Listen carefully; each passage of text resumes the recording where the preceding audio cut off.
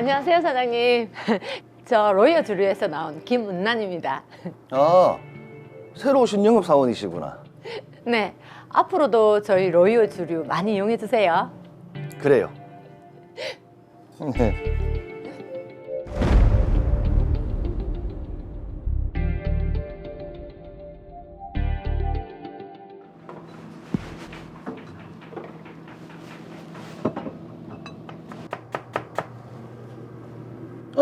은란 씨.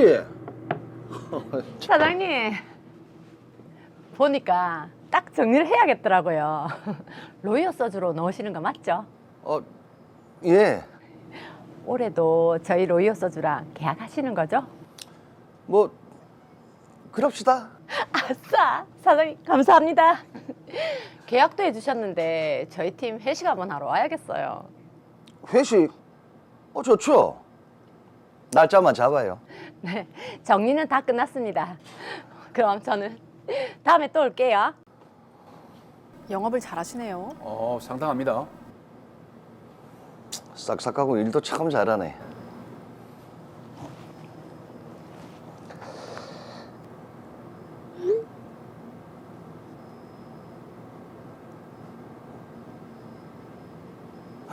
아이고. 아유, 술 많이 드셨네. 은란 씨, 집이 여기 맞아요? 아, 네. 사장님, 데려다 주셔서 감사합니다. 아니, 뭘요? 은란 씨가 저한테 해준 거에 비하면 뭐. 제가요? 저 아무것도 안 했는데요. 우리 가게 살림도 다 정리해주고 가게 매출 걱정해서 매번 회식도 해주시고. 그거야 사장님도 덥고 나도 영업하고 일석이조죠 뭐. 전에 영업사원은 안 그랬어요. 은란 씨는 저를 특별하게 대해주네요.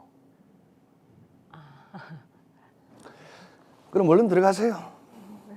네. 일에 충실했을 뿐인데 대사의 뉘앙스가 좀 이상합니다. 예. 뭐죠? 웃음도 이상합니다.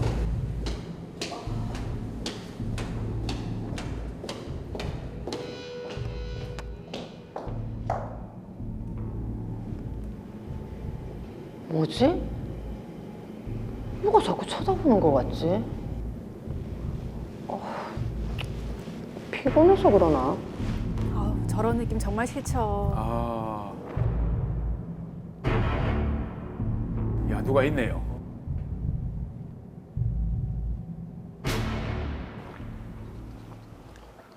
이번 달 영업 실적은 좀 어떻노? 그냥저냥 기본밖에 못했지 뭐.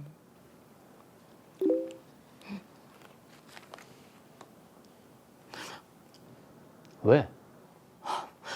또 그 인간이다. 그 고깃집 진상? 아니 그 사람은 니한테 왜 그러는데? 몰라. 저번에 영업 때문에 좀 친하게 지냈더니 계속 문자 보내고 따로 밥 먹자 그러고. 내가 피곤해 죽겠다. 아무 일도 없었는데? 영업사원이랑 고깃집 사장님 딱 그것밖에 없는데 혼자서 푹 치고 장구치고 아주 난리다. 저번에는 영업 실적이 좀 모자라서 내가 걱정했더니 자기가 메꿔준다 하더라고. 그래서? 그때 딱 한 번 받았다. 그럼 그날 이후로 이렇게 계속 문자를 보낸다고? 집 주변에도 자꾸 찾아와서 쳐다보는 것 같고 무서워서 요즘 집에 가는 것도 두렵다. 아니 너 집도 안 와? 저번에 회식 때 내가 좀 술에 취해서 그때 한번 데려다 준 적이 있거든. 문자 내용도 점점 그렇고 도가 좀 지나치다. 어느 정도인데? 한번 봐봐라.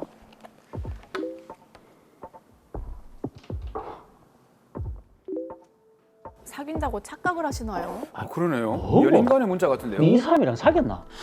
아니 아무것도 없는데 자꾸 이러니까 내가 미치겠다는 거다. 어쩜 좋노.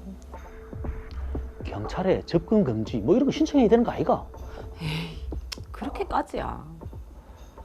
아니다 그렇게 쉽게 생각할 문제가 아닌 것 같은데 니 '설마 이러다 말겠지. 괜찮을 거야.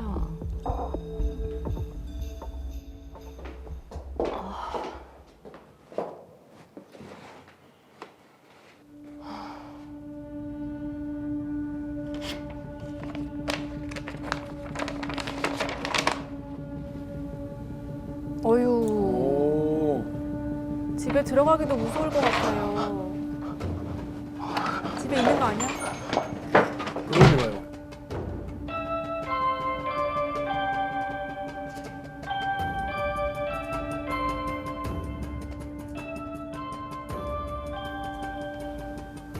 뭐지?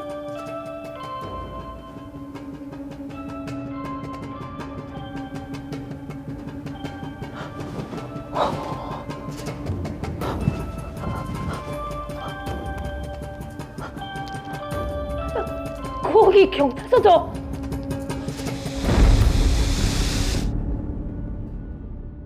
자, 일적인 관계로 만났는데 스토킹을 당하고 있는 김은란 씨의 사연입니다. 그렇습니다. 예. 무엇보다 빠른 해결책을 제시해 드려야 될 것 같습니다. 사건 정리하겠습니다. 한 주류회사 영업사원으로 근무하던 김은란 씨는 이호진 씨의 가게에 주류를 납품하면서 인연을 맺었습니다. 평소 싹싹한 성격인 김은란 씨는 납품을 계속 이어가기 위해 가게의 굳은 일도 도맡아 해결했고 이호진 씨 가게에서 회식도 자주 했습니다. 이 모습을 보고 호감을 갖게 된 이호진 씨, 계속 김은란 씨에게 금전적인 도움을 주겠다며 접근을 해왔는데요. 이상함을 느끼고 거리를 두려 했지만 이호진 씨의 집착은 점점 더 심해졌고 두 사람이 마치 연인 사이였던 것처럼 문자를 보내왔고, 그러던 어느 날 집 앞 초인종을 누르며 주변을 서성이는 이호진 씨를 발견한 김은란 씨, 공포에 떨며 결국 경찰에 신고를 하기에 이르렀습니다. 자, 영업을 위해서 친절을 베풀었던 것이 오해의 소지가 된 것 같은데요. 네. 자, 박범 변호사님, 너무 섬뜩한 사연입니다. 예. 결론적으로 이호진 씨의 행동은 매우 심각한 범죄 행위에 해당된다고 보입니다. 2021년 10월 21일부터 시행되고 있는 스토킹 처벌법에서 스토킹 행위란 상대방의 의사에 반하여 정당한 이유 없이 상대방에게 접근하거나 따라다니거나 주거 또는 그 부근에서 기다리거나 지켜보는 행위, 우편, 전화 등을 이용해서 글, 음향 등을 도달하게 하는 행위가 포함되는데, 네. 이호진 씨의 김은란 씨에 대한 일련의 행동들은 스토킹 행위에 해당된다고 보이고요. 더구나 지속적 또는 반복적으로 스토킹 행위를 해왔기 때문에 스토킹 범죄에도 해당돼서 형사처벌될 것 같습니다. 예. 자, 우선은 지금 당장 이호진 씨의 행동을 좀 제지를 해야 될 것 같은데 그렇죠. 어떤 조치를 바로 좀 취해볼 수 있을까요? 네, 드라마 마지막 장면에서 보면 이호진 씨가 늦은 밤에 김은란 씨가 혼자 있는 집에 찾아와서 초인종을 반복적으로 누르는 행위가 있었고, 네. 그에 대해서 김은란 씨가 경찰에 신고를 하는 장면이 있었는데요. 네. 현장에 출동한 경찰이 이호진 씨가 앞으로도 스토킹 행위를 지속적 또는 반복적으로 행할 우려가 있고 김은란 씨의 피해가 심각해서 스토킹 범죄를 예방하기 위해 긴급을 요한다고 판단하는 경우에는 네. 즉시 긴급 응급 조치로서 100m 이내의 접근 금지, 그리고 전기통신을 이용한 접근 금지 조치를 1개월 내에서 할 수 있습니다. 근데 이게 긴급 응급 조치를 내린 데 있어서 이 절차와 조건이 지나치게 좀 까다로워서 네. 긴급 응급 조치가 빨리 안 내려지는 경우가 많거든요. 그럼 그럴 긴급이 경우는 아닌데. 그러니까 긴급이 아니잖아요. 이럴 때는 어떻게 하는 게 좋을까요? 네, 실제로 긴급 응급 조치는 사전적인 예방 조치라서 그 성립 요건을 현장에 출동한 경찰관이 바로 판단하는 것이 굉장히 쉽지 않은 문제가 있습니다. 그래서 실무적으로는 스토킹 범죄 신고가 있는 경우에 피해 관련 증거를 제출해서 범죄가 재발될 우려가 있는 경우에 법원은 잠정 조치 결정을 하고 있습니다.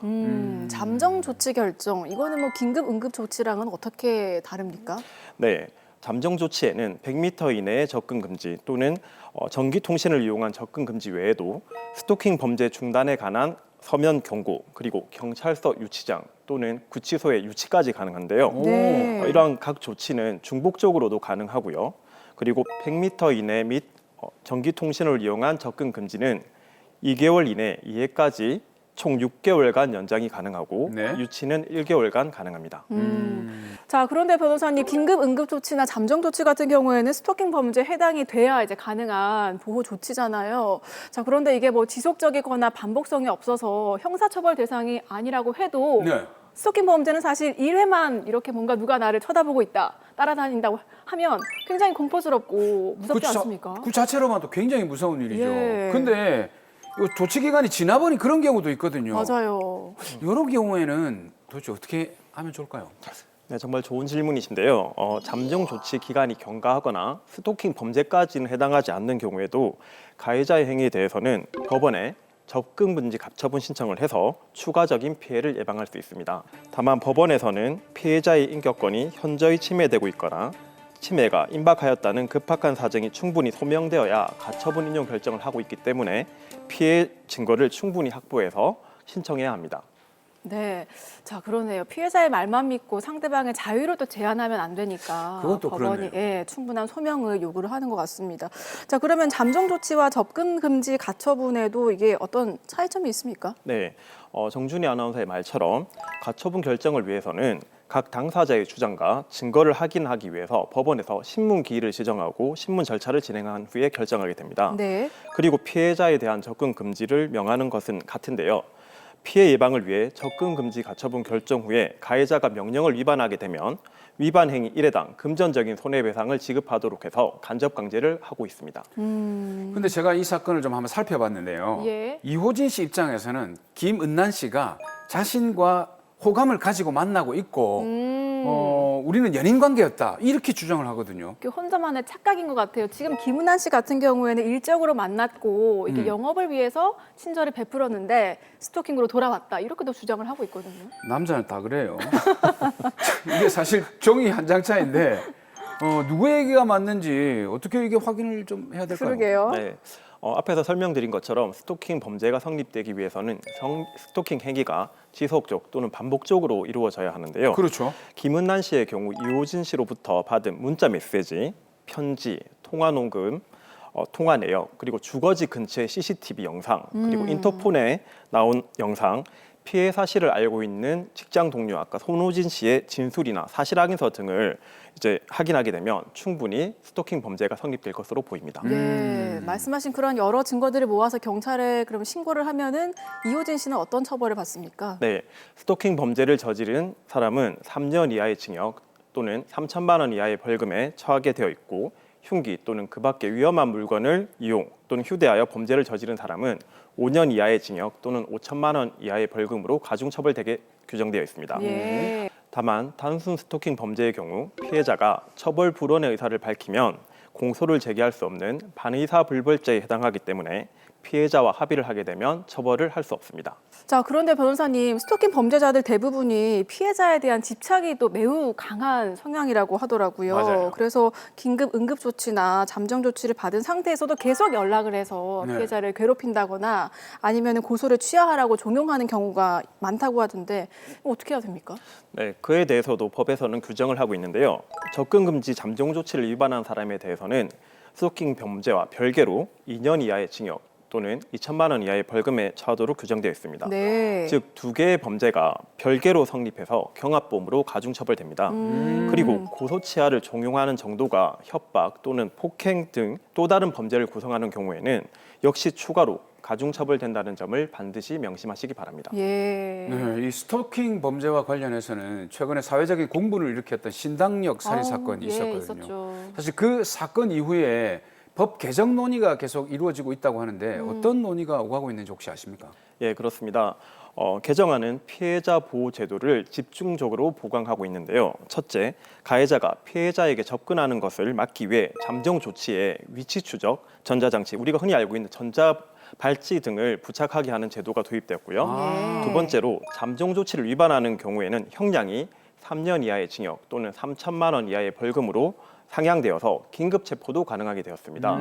그리고 세 번째, 피해자가 직접 법원에 가해자의 접근 금지 명령을 청구할 수 있는 피해자 보호 명령 제도도 새로 도입되었습니다. 그게 또 보니까 반의사 불벌죄 규정도 삭제된다고 하더라고요. 네, 그렇게 될 것 같은데요. 예. 신당역 살인 사건 역시 가해자가 스토킹 처벌법이 반의사 불벌죄임을 알고 피해자에게 지속적으로 합의를 종용했음에도 거부하자 앙심을 품고 보복 살인을 저지른 것인데요.